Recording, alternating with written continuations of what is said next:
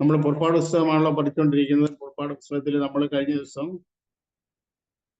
യാഗപീഠത്തെ കുറിച്ചാണ് പഠിച്ച് ചിന്തിച്ച് നിർത്തിയത്. യാഗപീഠം 5 മുഴം ഉയരമുള്ള യാഗപീഠം ഉണ്ടാക്കണം. യാഗപീഠം കതിരുമരമായിരിക്കണം. അത് താമ്രം കൊണ്ടുള്ള തകിട് പൊതിയണം എന്നല്ല നമ്മൾ ചിന്തിച്ചു. ഈ യാഗപീഠം വാസ്തവത്തിൽ വെച്ചിരിക്കുന്നത് മോസ്റ്റ് ഹോളി പ്ലേസ്, അതിവിശുദ്ധ സ്ഥലത്തല്ല, വിശുദ്ധ സ്ഥലത്തുമല്ല. ഈ യാഗപീഠം ഇരിക്കുന്നത് പ്രാകാരത്തിൽ യാഗപീഠം വെച്ചിരിക്കുന്നു എന്നതിന് ഒരു ആത്മീയമായ അർത്ഥമുണ്ട്. ദൈവത്തിന്റെ വചനത്തിൽ പറയുന്നു, റോമർ 12-ാം അധ്യായത്തിൽ നമ്മളിങ്ങനെ വായിക്കുന്നു, നിങ്ങളുടെ ശരീരങ്ങളെ ജീവനും വിശുദ്ധിയും ദൈവത്തിന് പ്രസാദമുള്ള യാഗമായി സമർപ്പിക്കും.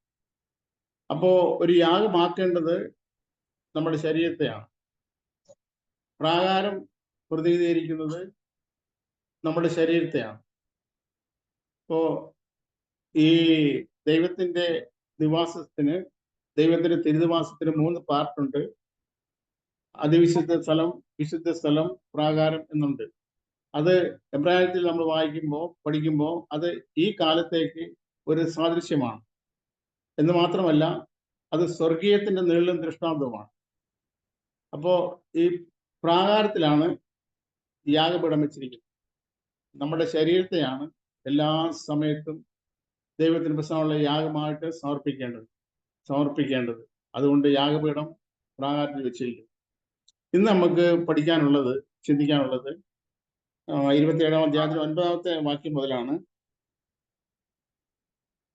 തിരുനിവാസത്തിന് പ്രാകാരം ഉണ്ടാക്കണം.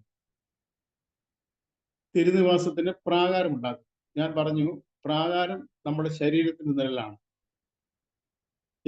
ഇപ്പോൾ നമ്മുടെ ശരീരത്തിന്റെ നിഴലാണ്. ദൈവം വസിക്കുന്ന തിരുനിവാസം ഇപ്പോൾ നാം ഓരോരുത്തരുമാണ്. അഥവാ ദൈവത്തിന്റെ പരിശുദ്ധാത്മാവിനാൽ വീട്ടിൽ ജനിച്ച് നമ്മൾ രക്ഷിക്കപ്പെടുക എന്നുള്ള ആ കർത്താവ് യേശു ക്രിസ്തുവിനെ രക്ഷകനും കർത്താവുമായി സ്വീകരിച്ച് ദൈവത്തിന്റെ പരിശുദ്ധാത്മാവിനാൽ നമ്മുടെ ആത്മാവിൽ ജീവൻ പ്രാപിച്ച് കർത്താവിനെ അനുഗമിക്കാൻ വേണ്ടി നമ്മളെ അവരവരെ തന്നെ ഏൽപ്പിച്ചിരിക്കുന്ന ഓരോ ദൈവമക്കളുടെയും ഉള്ളിലാണ് ദൈവത്തിന്റെ ആത്മാവാകുന്ന ദൈവം ഇത് വസിക്കുന്നത്. അപ്പോ ഇന്ന് ദൈവത്തിന്റെ തിരുനിവാസം എന്ന് പറയുന്നത് നാം ഓരോരുത്തരുമാണ്. അപ്പോ ആ തിരുനിവാസത്തിന് ഒരു പ്രാകാരം ഉണ്ടാകും. മോശയോട് പറഞ്ഞ പ്രാകാരം ഉണ്ടാകും. ദൈവം മോശയ്ക്ക് ഒരു മാതൃക പർവ്വതത്തിൽ വെച്ച് കാണിച്ചു കൊടുത്തായിരുന്നു. അതുകൊണ്ട് മോശയോട് പറയുന്നത്, ഞാൻ നിനക്ക് കാണിച്ച മാതൃപ്രകാരം തന്നെ ഇതെല്ലാം ഉണ്ടാക്കണം. എന്നാൽ ഉണ്ടാക്കാനുള്ള ഉത്തരവാദിത്വം മോശയ്ക്ക് മേൽനോട്ടം കൊടുത്തു. പക്ഷെ ഉണ്ടാക്കുന്ന പണി ദൈവം മോശയെ ഏൽപ്പിച്ചില്ല. മോശയെ ഏൽപ്പിക്കാതിരുന്നത്, മോശയ്ക്ക് ഈ ലോകത്തിലെ എല്ലാ ജ്ഞാനവും അറിയാമായിരുന്നു. എന്നാൽ ഈ ലോകത്തിലെ ജ്ഞാനം കൊണ്ട് സ്വർഗീയമായ പണി ചെയ്യാൻ കഴിയത്തില്ല എന്ന സത്യമാണ് അതിൽ നമുക്ക് ഗ്രഹിക്കാൻ കഴിയുന്നത്.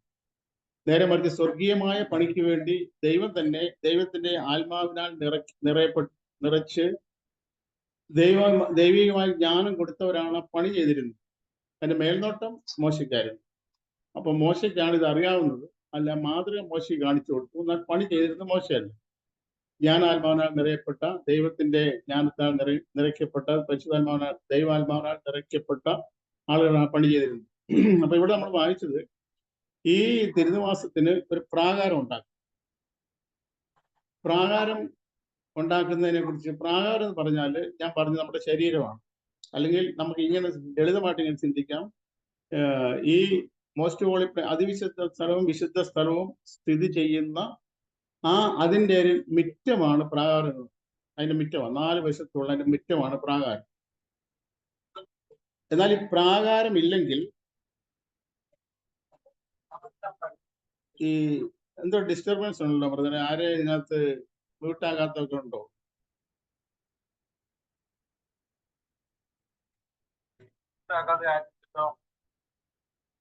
ആരൊക്കെയോ വർത്താനം പറയുന്നത് കേൾക്കുന്നുണ്ട്. അപ്പൊ നമുക്കൊരു ഡിസ്റ്റർബൻസ് തോന്നുന്നുണ്ട്. ശരി, ദൈവം ആയിക്കട്ടെ. അപ്പോ ഈ പ്രാകാരം എന്ന് പറയുന്നത് മിറ്റമാണ്. ഈ വിശുദ്ധ സ്ഥലത്തിന്റെ മിറ്റമാണ് നമുക്ക് സങ്കല്പിക്കാം.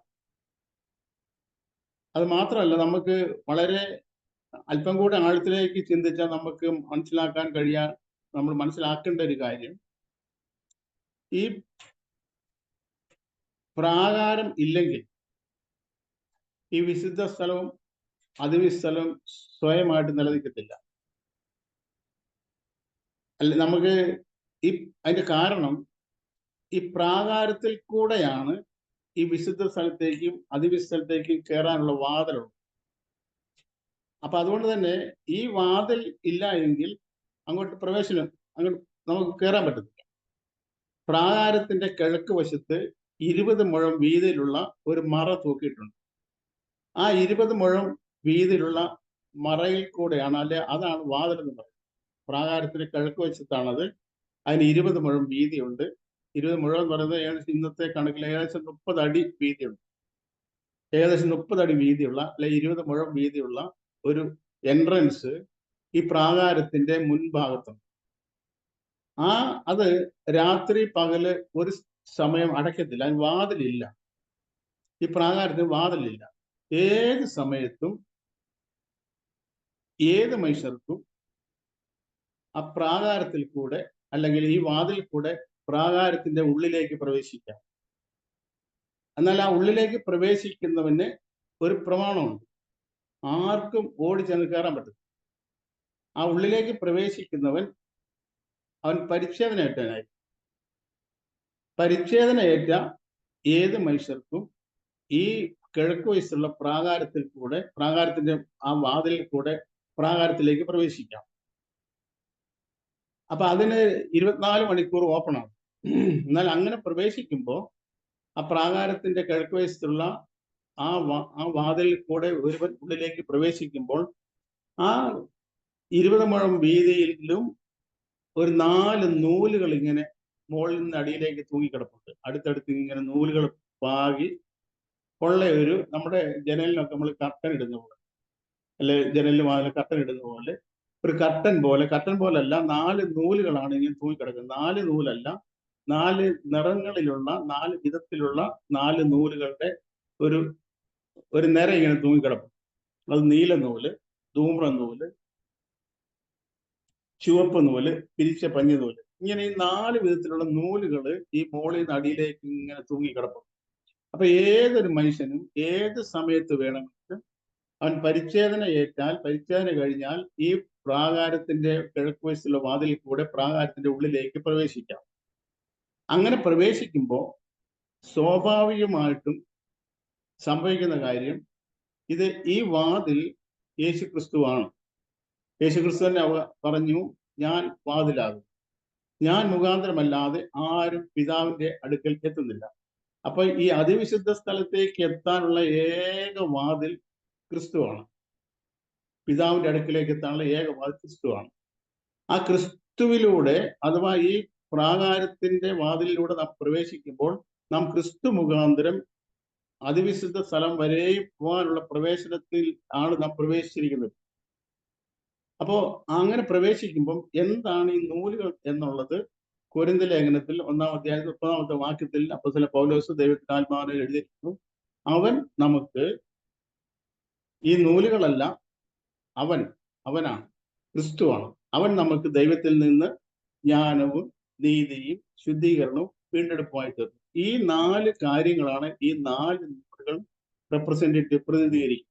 അപ്പൊ ഈ 4 നൂലുകൾ തൂങ്ങിക്കിടക്കുന്ന ഈ പ്രാകാരത്തിന്റെ കിഴക്ക് വശത്തുള്ള ഈ വാതിലിലൂടെ പരിച്ഛേദനയേറ്റ ഒരു യഹൂദന് അങ്ങോട്ട് കയറി ചെല്ലാം, പ്രാകാരത്തിലേക്ക് കയറി ചെല്ലും. പ്രാകാരത്തിൽ ചെല്ലുന്നതിന് അതിന് സമയവ്യത്യാസമൊന്നുമില്ല. ഏത് സമയത്തും 24 മണിക്കൂർ രാത്രിയാണെന്നോ പകലാണെന്നുള്ള ഒരു വ്യത്യാസമില്ല.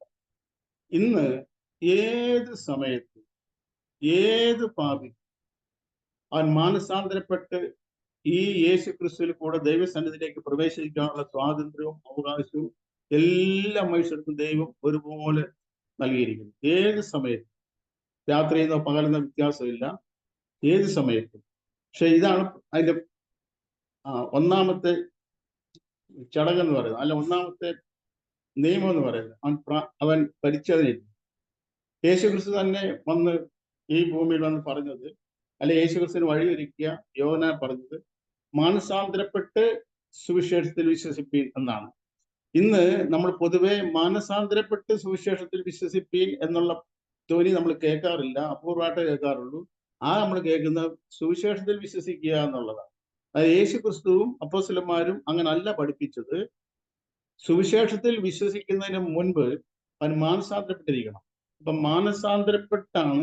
മാനസാന്തരപ്പെടുന്നവനാണ് സുവിശേഷത്തിൽ വിശ്വസിക്കാനുള്ള റൈറ്റ് ഉള്ളത്. അല്ലെങ്കിൽ സുവിശേഷത്തിൽ വിശ്വസിക്കുക എന്ന് പറഞ്ഞാൽ സുവിശേഷത്തിൽ യേശു ക്രിസ്തുവിൽ ആശ്രയിക്കുക എന്നുള്ളതാണെന്ന് നമുക്ക് കഴിഞ്ഞ ദിവസം നമ്മൾ ചിന്തിക്കുണ്ടായി.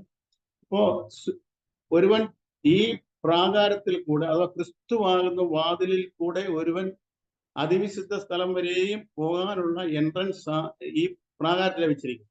അപ്പൊ ഇതിൽ കൂടെ അതിവിശുദ്ധ സ്ഥലം വരെ എത്താനുള്ള സ്വാതന്ത്ര്യം, അവകാശം അവനുണ്ട്. പക്ഷെ അങ്ങനെ ചെല്ലുന്നവൻ ആദ്യമായി അവൻ മാനസാന്തരപ്പെട്ടവനായി. ഇന്ന് നമ്മുടെ ആ പരിച്ഛേദന എന്ന് പറയുന്നത് മാനസാന്തരമാണ്. അപ്പൊ മാനസാന്തരപ്പെട്ടവനാണ് സുവിശേഷത്തിൽ വിശ്വസിച്ച് അവനാണ് യേശു ക്രിസ്തുവിൽ കൂടെ ഈ അതിവിശുദ്ധ സ്ഥലമാകുന്ന പിതാവിന്റെ സന്നിധിയിൽ വരെ എത്താനുള്ള സാഹചര്യം, അതിനുള്ള സന്ദർഭം ദൈവം ഇന്നൊരുക്കി. അപ്പൊ ഞാൻ പറഞ്ഞ പ്രാകാരത്തിലാണ് ഈ യാഗപീഠം വെച്ചിരിക്കുന്നത്. യാഗപീഠം പ്രാകാരത്തിൽ വെച്ചിരിക്കുന്നു പറഞ്ഞാൽ അഥവാ ഈ നമ്മുടെ ശരീരത്തെ ആണ് ദൈവത്തിന് പ്രസവമുള്ള യാഗമാക്കി തീർക്കേണ്ടത്. ഈ പ്രാകാരത്തിൽ കൂടെയാണ് ഞാൻ പറഞ്ഞു മോസ്റ്റ് ഹോളി പ്ലേസ് അതിവിശുദ്ധ സ്ഥലം വരെ എത്താനുള്ള ഓപ്പണിംഗ് പ്രാകാരത്തിൽ വെച്ചിരിക്കുന്നു. ദൈവത്തിന്റെ ഭവനത്തിൽ നാം ഇങ്ങനെ വായിക്കുന്നു, ആകയാൽ വിശ്വാസം കേൾവിയാലും കേൾവി ക്രിസ്തുവിന്റെ വചനത്താലുമാണ്. അപ്പോൾ നമ്മുടെ ഇന്ദ്രിയങ്ങൾ ആണ്, അല്ലെങ്കിൽ നമ്മുടെ ചെവിയാണ് ദൈവത്തിന്റെ വചനം കേൾക്കാൻ നമ്മളെ സഹായിക്കും. ഈ കേൾക്കുന്ന വചനമാണ് നമ്മുടെ ഉള്ളിൽ വിശ്വാസമായി പരിണമിക്കുന്നത്. അക്ഷരീയ ഇസ്രായേലിനെ കുറിച്ച് പറഞ്ഞിരിക്കുന്നത്, അവർ കേട്ട വചനം അവർ വിശ്വസിക്കായികയാൽ അവർക്ക് ഉപകാരമായി വന്നില്ല. അവർ കേട്ടു. യേശു ക്രിസ്തു വലിയ ഈ മീറ്റിംഗ് കഴിഞ്ഞിട്ട്, കൺവെൻഷൻ കഴിഞ്ഞിട്ട് യേശു വിളിച്ചു പറയുന്നൊരു വാക്കുണ്ടായിരുന്നു, കേൾപ്പാൻ ചെവിയുള്ളവൻ കേൾക്കട്ടെ.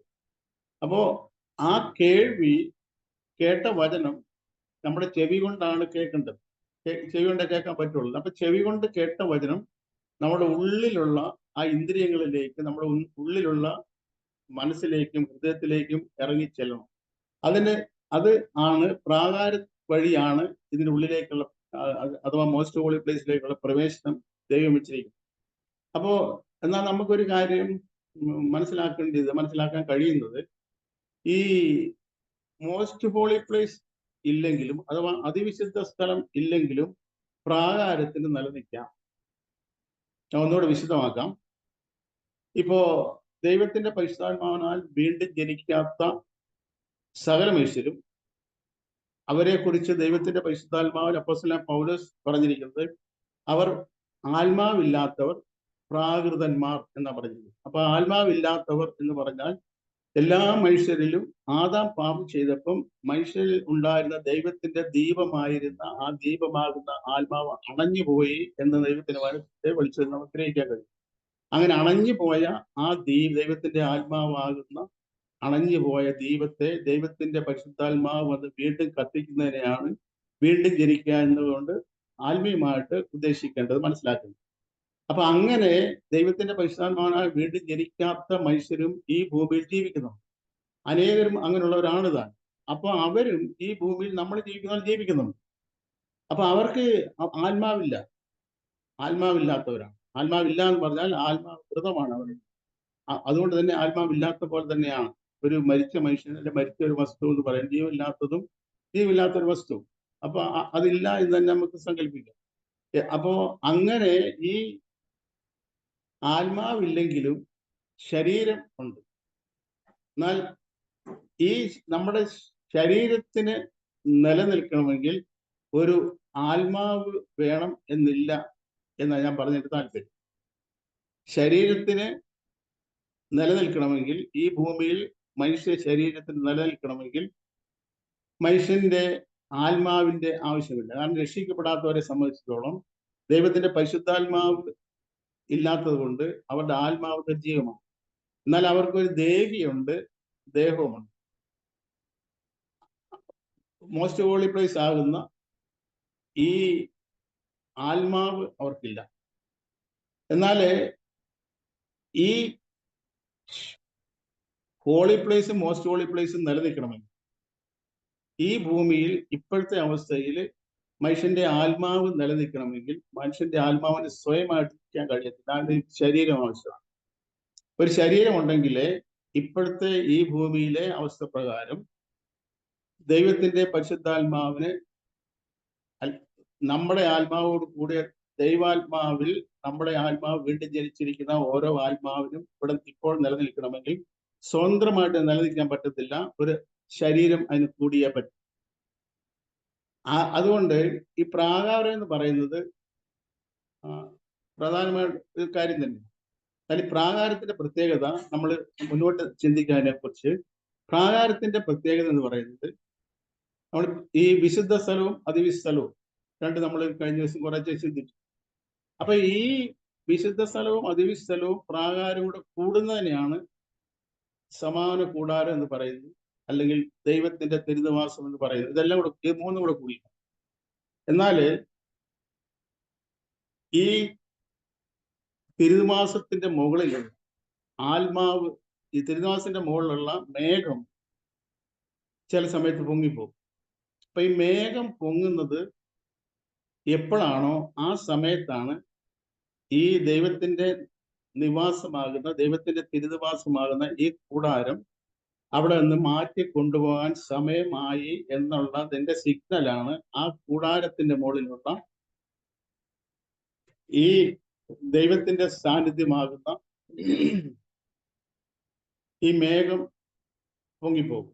അപ്പൊ മേഘം പൊങ്ങുന്നത് നോക്കി കാണുന്നത് മോശയാണ്.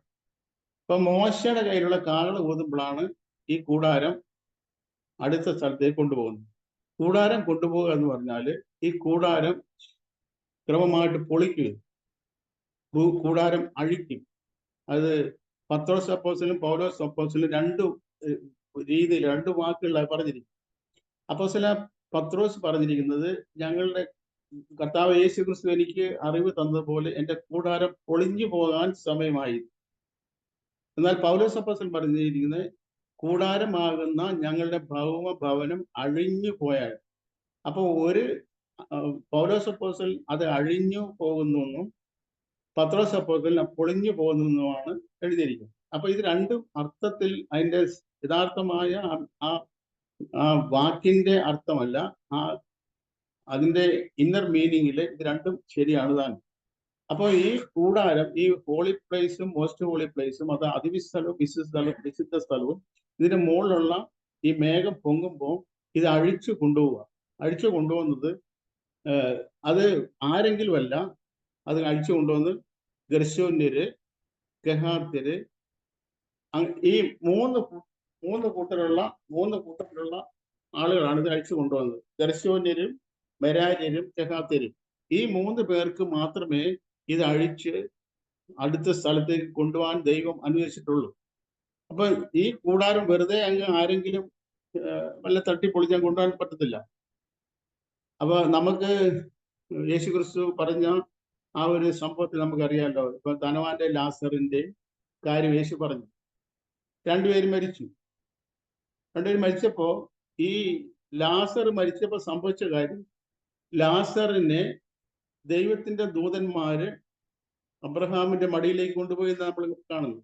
അപ്പൊ ഈ ധനവാൻ മരിച്ചു, അത്ര എഴുതിയിട്ടുള്ളൂ. എന്നാൽ ലാസർ മരിച്ചപ്പോ ആ ലാസറിനെ അഥവാ ലാസറിന്റെ ബോഡി ഈ നായ്ക്കൾ നക്കി മൃഗങ്ങളെ പിടിച്ചൊരു ബോഡി, ഒരു ശരീരം ഇവിടെ അവശേഷിച്ചിട്ടുണ്ട്. എന്നാൽ ഈ ലാസർ എന്ന് പറയുന്ന ആ വ്യക്തിത്വം, ആ മനുഷ്യന്റെ ശരീരം ഇവിടെ കിടപ്പുണ്ട്. പക്ഷെ ആ മനുഷ്യൻ പോയി കഴിഞ്ഞു. ഇപ്പൊ ഒരു മനുഷ്യൻ മരിച്ച് നമ്മൾ ഇങ്ങനെ സങ്കല്പിക്കും, ഒരു മനുഷ്യൻ മരിച്ചു. അപ്പൊ മരിച്ചതിന് ശേഷം അവന്റെ ബോഡി ഒരു സ്ഥലത്ത് കട്ടിലെ കിടപ്പുണ്ട്, അല്ലെ പിന്നെ മോർച്ചറി വെച്ചിട്ടുണ്ടെങ്കിൽ നമ്മൾ പറയുന്നത്, ഇപ്പോ എൻ്റെ പേര് ബാബു എന്നാ, നിങ്ങൾ ചിലർക്ക് അറിയാം. ഇപ്പം ഞാൻ മരിച്ചു പോയി സങ്കല്പിക്കുക. അപ്പോ ഞാൻ മരിച്ചു പോയെങ്കിൽ ഈ എൻ്റെ ബോഡി ആ കട്ടിലെ കിടപ്പുണ്ട്, അല്ലെ മോർച്ചറിയിൽ വെച്ചിട്ടുണ്ടെന്നൊക്കെ പറയുള്ളൂ. ഞാൻ എവിടെ? അപ്പോ യഥാർത്ഥത്തിൽ ഒരു മനുഷ്യൻ എന്ന് പറയുന്നത്, അല്ലെ ഈ കൂടാരം എന്ന് പറയുന്നത്, അതിന്റെ ഹോളി പ്ലേസും മോസ്റ്റ് ഹോളി പ്ലേസും ഉള്ളത് കൊണ്ടാണ് ആ കൂടാരമാകുന്നത്, ദൈവത്തിന്റെ നിവാസമാകുന്നു. അപ്പോ ഈ മേഘം പൊങ്ങുമ്പം സംഭവിക്കുന്ന കാര്യം, ഈ വിശുദ്ധ സ്ഥലവും അതിവിശുദ്ധ സ്ഥലവും കൂടെ ഈ 3 കൂട്ടരും കൂടെ അഴിച്ചിട്ട് ഇത് അടുത്ത സ്ഥലത്തേക്ക് കൊണ്ടുപോകും. എന്നാല് ഈ പ്രാകാരത്തിന് ഒന്നും സംഭവിക്കുന്നില്ല. പ്രാകാരം മണ്ണാണല്ലോ, പ്രാകാരം മിറ്റമാണ്, മണ്ണാണ്. പ്രാകാരം മിറ്റമായതുകൊണ്ട് ആകെ ചെയ്യുന്ന കാര്യം, ഇതിന്റെ 4 ചുറ്റിലും 5 മുഴം ഉയരമുള്ള ഒരു വെളുത്ത തുണി കെട്ടിയിരുന്നു. പിരിച്ച പഞ്ഞുനൂലുള്ള 5 മുഴം ഉയരമുള്ള വെളുത്ത തുണി കെട്ടിട്ടുണ്ട്. ഈ തുണി അഴിച്ചെടുക്കും, അത്ര മാത്രമേ ചെയ്യൂ. ആ തുണി അഴിച്ചു കഴിഞ്ഞാൽ ഇത് മറ്റുള്ള സ്ഥലം പോലെ തന്നെ, മറ്റുള്ള മണ്ണ് പോലെ തന്നെ മണ്ണായി തീർന്നു. പിറ്റേ ദിവസം ചിലപ്പോൾ അവിടെ ആടിനെ കൊണ്ട് കെട്ടിയെന്ന് വരും, കന്നാലിയെ കെട്ടിയെന്ന് വരും, പിള്ളേർ കളിച്ചെന്നിരിക്കും. മറ്റെല്ലാ സ്ഥലം പോലെ തന്നെ ഉള്ള സ്ഥലമായിപ്പോയി. ഈ പ്രാകാരം എന്ന് പറയുന്നത് നമ്മുടെ ശരീരമാണ്. നമ്മുടെ ആത്മാവും ദേഹിയും നമ്മളെ വിട്ടുപോയി കഴിഞ്ഞാൽ ഇത് പണ്ട് മനുഷ്യൻ പൊടിയായിരുന്ന പോലെ പൊടിയിലേക്ക് തിരികെ ചെയ്തു. അല്ലാതെ ഇത് അന്നേരം കൊണ്ടുപോകുന്നില്ല. എന്നാൽ ഇതിന് ഈ ലോകം, ഈ വ്യവസ്ഥിതിയും ഈ ലോകവും മാറുന്ന ഒരു ദിവസമാണ്. ദൈവത്തിന്റെ പരിശുദ്ധാത്മാവിൽ അപ്പോസ്തലനായ പൗലോസ് എഴുതി, പത്രോസ് എഴുതി, നാം നീതി വസിക്കുന്ന പുതിയ ആകാശത്തിനും പുതിയ ഭൂമിക്കുമായി കാത്തിരിക്കും. അപ്പം പുതിയ ഭൂമിയും പുതിയ ആകാശവും വരാനുണ്ട്. അപ്പൊ പുതിയ ഭൂമി എന്ന് പറയുമ്പോൾ ഞാൻ പറഞ്ഞു, നമ്മുടെ ബോഡി എന്ന് പറയുന്നത്, നമ്മുടെ ശരീരം എന്ന് പറയുന്നത് മണ്ണാണ്. അത് ഈ ലോകത്തിന്റെ ഒരു ഭാഗമാണ്. ഇപ്പൊ ഈ ലോകത്തിന്റെ അല്ല, ഈ ഭൂമിയുടെ ഒരു ഭാഗമാണ്. നമ്മുടെ ആത്മാവ് ദേഹിയും നമ്മളെ വിട്ടുപോയി കഴിഞ്ഞാൽ ഇത് മണ്ണ് തന്നെയാണ്. എന്നാൽ ഈ മണ്ണ് സദാകാലവും മണ്ണായിട്ട് ഇരിക്കത്തില്ല. ഈ മണ്ണിന് ഒരു പുതുമ ലഭിക്കുന്ന ഒരു ദിവസമുണ്ട്. ഈ മണ്ണിന് പുതിയ ആകാശം, പുതിയ ഭൂമി എന്ന് പറഞ്ഞ പോലെ തന്നെ നമ്മുടെ ഈ ശരീരം ഈ മണ്ണിൽ അലിഞ്ഞു ചേർന്നാലും അഴുകി ചേർന്നാലും, ഈ മണ്ണിന്റെ ഒരു ഭാഗമായതുകൊണ്ട് മണ്ണിലേക്ക് തന്നെ തിരികെ ചേർന്ന് കഴിഞ്ഞാലും ഒരു ദിവസം ഈ പുതിയ ശരീരമായിട്ട് ഈ ശരീരം രൂപാന്തരപ്പെടും. ദൈവത്തിൻ്റെ നമ്മളെ അങ്ങനെ പഠിപ്പിക്കുന്നു. അപ്പൊ പ്രാകാരം എന്ന് പറയുന്നത് നമ്മുടെ ശരീരത്തിന്റെ നിഴലാണ്. അതിൽ കൂടെയാണ് അതിവിസ്ഥലം വരെയും എത്താനുള്ള ദൈവത്തിന്റെ വചനം ചെവിയിൽ കൂടെ നമ്മൾ കേൾക്കുന്നു, അത് വിശ്വാസമായി പരിണമിക്കുന്നു. അതിന്റെ അന്തർപരമായിട്ടാണ് ഈ ഹോളി പ്ലേസിലും മോസ്റ്റ് ഹോളി പ്ലേസിലും എത്താനുള്ള നമ്മുടെ വഴി തുറക്കപ്പെടുന്നു. അവിടെ എന്നാൽ നമ്മൾക്കറിയാം, ഈ മോശ അടക്കമുള്ള പഴയ പ്രമാണത്തിൽ നിന്ന് ആർക്കും ആ മോസ്റ്റ് ഹോളി പ്ലേസിൽ മഹാപുരോഹിതനല്ലാതെ ആർക്കും ഇവിടെ പ്രവേശിക്കാൻ കഴിഞ്ഞിരുന്നില്ല എന്നുള്ള സത്യം നമുക്കറിയാം. ആ വഴി തുറന്നിരുന്നില്ല. ആ വഴി തുറന്നത് നമ്മുടെ കർത്താവ് യേശു ക്രിസ്തു ഈ ഭൂമിയിൽ വന്ന് തന്റെ ദേഹം എന്ന തിരശ്ശീല ചീന്തപ്പെട്ടതിലൂടെയാണ് ആ പിതാവിന്റെ സന്നിധിയിലേക്കുള്ള പുതിയ വഴി നമുക്ക് തുറക്കപ്പെട്ടത്. അപ്പോ ആ ഒരു സ്ഥിതി, ആ ഒരു അവസ്ഥയിലേക്ക് നമ്മൾ എത്തിച്ചേരുന്നത് ഈ മിറ്റം വഴി, ഈ മിറ്റത്തുള്ള അല്ലെ പ്രാകാരത്തിലുള്ള ഈ 20 മുഴം വീതിയിലുള്ള ഈ നൂലുകളിൽ കൂടെ ഉള്ള പ്രവേശനത്താലാണ് നമുക്ക് അവിടെ വരെ എത്തിച്ചേരാൻ കഴിയുന്നത്. അപ്പോ ഇത് ഈ പ്രാകാരം ആകണമെങ്കിൽ പ്രാകാരത്തിന്റെ ചെറിയ ഒരു പ്രത്യേകതയുണ്ട്. ഈ പ്രാകാരം ഞാൻ പറഞ്ഞ മണ്ണ് തന്നെയാണിത്. ഈ ഭൂമിയുടെ ഒരു ഭാഗമായത്, ഈ മണ്ണിന്റെ ഒരു ഭാഗം. അങ്ങനെ ആയിരിക്കെ തന്നെ ഇത് പ്രാകാരമാണ് എന്ന് തിരിച്ചറിയത്തക്ക ഒരു വ്യത്യാസം ഇതിനുണ്ട്. കാരണം 5 മുഴം ഉയരമുള്ള വെളുത്തൊരു മറ ഇതിന് കെട്ടും. അങ്ങനെ മറ കെട്ടിക്കഴിഞ്ഞാൽ ഇത് പ്രാകാരം പറയുന്നു. ഇത് ഭൂമിയിൽ അല്ലെങ്കിൽ ഇപ്പോഴത്തെ ഈ വ്യവസ്ഥിതിയുടെ ഒരു ഭാഗം ആയിട്ടാണ്, അല്ലെ ഈ ലോകത്തിന്റെ ഒരു ഭാഗമായിട്ടാണ് ഈ ഭൂമിയിൽ തന്നെ നമ്മൾ ജീവിക്കുന്നത്. അപ്പോൾ തന്നെ ഇതിന്റെ സെപ്പറേഷൻ, നമ്മൾ ഈ ലോകത്തിൽ ജീവിക്കുന്നു എങ്കിൽ തന്നെയും ഈ ലോകത്തിൽ നിന്ന് നമ്മൾ വേർപെട്ടവരായിരിക്കും. ഒരു വേർപാടാണ് ഈ വെളുത്ത, ഈ 5 മുഴം ഉയരമുള്ള ഈ വെളുത്ത തുണി കെട്ടുന്നത് കൊണ്ട് മറ്റു ഭാഗത്തിൽ നിന്ന് ഈ ഭാഗത്തെ വേർതിരിച്ചിരിക്കുന്നു എന്നുള്ളതാണ് കാണിക്കുന്നത്. അപ്പൊ അങ്ങനെ ഒരു വേർപാട് അപ്പൊ ആ തുണി അഴിച്ചു കഴിഞ്ഞാൽ പിന്നെ എല്ലാം ഒരുപോലെ. അപ്പൊ ആ വേർപാട് നമ്മുടെ ജീവിതത്തിൽ എല്ലാ സമയത്തും അല്ലെങ്കിൽ ഈ മേഘം, ഈ കൂടാരത്തിന് മുകളിലുള്ള മേഘം പൊങ്ങുന്ന സമയം വരെ ഈ വേർപാട്, ഈ സെപ്പറേഷൻ നമ്മുടെ ജീവിതത്തിൽ ഉണ്ടായിരിക്കണം. എന്ന് മാത്രമല്ല, ഈ തുണിയുടെ ഹൈറ്റ് 5 മുഴം, ഈ മറയുടെ 5 മുഴം ഉയരമുണ്ട് ഈ തുണിക്ക്. ഈ 5 മുഴം ഉണ്ട് എന്ന് പറഞ്ഞാൽ അതിന്റെ അർത്ഥം, ഇതിന്റെ ഈ പ്രാകാരത്തിന്റെ കിഴക്ക് വശത്തുള്ള വാതിലിൽ കൂടെ അല്ലാതെ ഒരു മനുഷ്യർക്കും ഇതിന്റെ ഉള്ളിലുള്ളത് എന്താണെന്ന് കാണാൻ കഴിയത്തില്ല. കാരണം ഏത് മനുഷ്യനും അവന്റെ കൈക്ക് 4 മുഴമേ ഉള്ളൂ. 4 മുഴമുള്ള ഒരു മനുഷ്യർക്ക് പോലും ഈ മറച്ചീലയുടെ പുറത്ത് നിന്നിട്ട് ഇതിനുള്ളിലെ കാര്യം കാണാൻ പറ്റത്തില്ല. ഇതിനുള്ളിലെ കാര്യം അറിയണമെങ്കിൽ ഈ കിഴക്ക് വശത്തുള്ള വാതിലിൽ കൂടെ ഇതിൻ്റെ ഉള്ളിൽ പ്രവേശിക്കണം. നിക്കോദിമോസ് ഇസ്രായേലിന്റെ ന്യായപ്രമാണമൊക്കെ വള്ളിപുള്ളി തെറ്റാതെ പറഞ്ഞു കൊടുക്കുന്ന മനുഷ്യനായിരുന്നു. ഒരു ദിവസം രാത്രിയിൽ യേശുവിന്റെ അടുക്കൽ വന്നിട്ട് യേശു നിക്കോദിമോസും തമ്മിലുള്ള സംഭാഷണം നമുക്കറിയാം. യേശു ഒരു സങ്കോചമില്ല അവനെ പറയും, നീ വീണ്ടും ജനിച്ചില്ലെങ്കിൽ ദൈവരാജ്യത്തിൽ പ്രവേശിക്കില്ല. വീണ്ടും ജനിച്ചില്ലെങ്കിൽ ദൈവരാജ്യത്തിൽ പ്രവേശിക്കത്തില്ല. അപ്പോ ദൈവരാജ്യത്തിലേക്കുള്ള പ്രവേശനം അതിന്റെ സിമ്പിളായിട്ട് ഇവിടെ മോശയുടെ ന്യായപ്രമാണ പ്രകാരം കാണുന്നത്, ആ പ്രാകാരത്തിന്റെ കിഴക്ക് വശത്തുള്ള വാതിലാണ് ഈ ദൈവ രാജ്യത്തിലേക്കുള്ള പ്രവേശനത്തിന്റെ എൻട്രൻസ് എന്ന് പറയുന്നത്. അങ്ങോട്ട് കയറാനുള്ള യോഗ്യത എന്ന് പറഞ്ഞാൽ അവൻ വീണ്ടും ജനിക്കണമെന്നുള്ളത്, അത് മാനസാന്തരപ്പെട്ടു. അങ്ങനെ മാനസാന്തരപ്പെട്ടവർക്ക് മാത്രമേ ഈ വാതിൽ കൂടെ ഉള്ളിലേക്ക് പ്രവേശിക്കുന്നവർക്ക് മാത്രമേ ദൈവരാജ്യത്തിലേക്കുള്ള പ്രവേശനം സാധ്യമാകൂ. ഇതിന്റെ പുറത്ത് നിന്നിട്ട് ഇതിൻ്റെ ഉള്ളിലുള്ള ഒരു കാര്യവും ആർക്കും കാണാൻ കഴിയത്തില്ല. എന്ന് മാത്രമല്ല, നിക്കോദോസിന് പിന്നെ യേശു പറയുന്നു, നീ വെള്ളത്താലും ആത്മാവിനാലും ജനിച്ചില്ല എങ്കിൽ ദൈവരാജ്യത്തിൽ കടക്കാൻ കഴിയത്തില്ല. അപ്പോ കാണണമെങ്കിൽ പോലും എന്ത് ചെയ്യണം? കാണണമെങ്കിൽ പോലും മാനസാന്തരപ്പെട്ട് വീണ്ടും ജനം. ആ വീണ്ടും ജന്മം എന്ന് പറയുന്നത് കർത്താവ് യേശു ക്രിസ്തു ആകുന്ന വാതിലിൽ കൂടെ ഉള്ളിലേക്ക് പ്രവേശിക്കണമെങ്കിൽ അവൻ മാനസാന്തരപ്പെട്ടവനായിരിക്കും. അപ്പൊ ഇങ്ങനെയുള്ള ഈ എൻട്രൻസ് പ്രാകാരത്തിലാണ് വെച്ചിരിക്കുന്നത്. എന്ന് മാത്രമല്ല, പ്രാകാരത്തിലാണ് യാഗപീഠം വെച്ചിരിക്കുന്നത്. യാഗപീഠമുണ്ട്, പിച്ചളത്തൊട്ടിയുണ്ട്. ഈ 2 വസ്തുക്കളാണ് പ്രാകാരത്തിൽ വെച്ചിരിക്കുന്നത്. അപ്പൊ പ്രാകാരം എന്ന് പറയുന്നത്, പ്രാകാരത്തെ ഒഴിവാക്കിയിട്ട് വിശുദ്ധ സ്ഥലവും അതിവിശുദ്ധ സ്ഥലവും ഇല്ല. വിശുദ്ധ സ്ഥലം എന്ന് പറയുന്നത് നമ്മുടെ ദേഹിയും, അതിവിശുദ്ധ സ്ഥലം എന്ന് പറയുന്നത് നമ്മുടെ ആത്മാവിനെ പ്രതിനിധീകരിക്കുന്നു. അപ്പൊ ഒരു മനുഷ്യൻ മരിക്കുമ്പോൾ, ഞാനിപ്പോ മരിക്കുവാണെങ്കിൽ എൻ്റെ ആത്മാവും എൻ്റെ പ്രാണനും ഇത് രണ്ടും എൻ്റെ ഈ പ്രാകാരം ആകുന്ന എൻ്റെ ശരീരം വിട്ടുപോകും. ദൈവത്തിന്റെ ആത്മാവിനെ കുറിച്ച്, നമ്മുടെ ആത്മാവിനെ കുറിച്ച് ദൈവത്തിന്റെ ആത്മാവ് എഴുതി വെച്ചിരിക്കുന്നത്, ആത്മാവ് അതിനെ നൽകിയ ദൈവത്തെങ്കിലേക്ക് മടങ്ങിപ്പോകും. അതിനെ നൽകിയ ദൈവത്തെങ്കിലേക്ക് മടങ്ങിപ്പോകും. അപ്പൊ പ്രാണനും പ്രാണൻ തന്നെ ജീവനും ദേഹി എന്നൊക്കെ പറയുന്ന ഒരേ കാര്യം തന്നെ.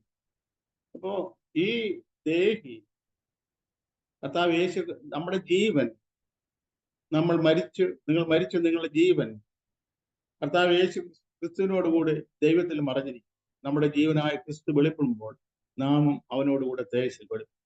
അപ്പോൾ നമ്മുടെ ഈ പ്രാകാരം അല്ലാതായിത്തീരുന്ന ഒരു സമയമുണ്ട്.